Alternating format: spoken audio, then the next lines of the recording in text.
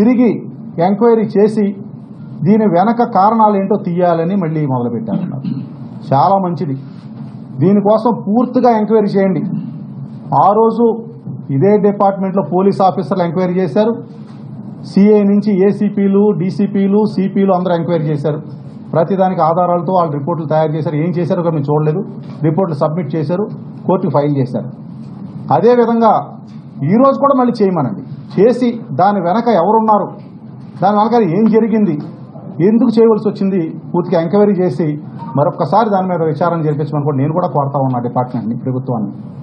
రెండోది, హేమంత్కి నాకు ఉన్న సంబంధాల వల్ల ముఖ్యంగా ఇది చాలా దారుణమైన రాత. ఇది 12 స్థలాలు, 5 విల్లాలు, 5 కార్లు నేను ఇచ్చానని, అదేవిధంగా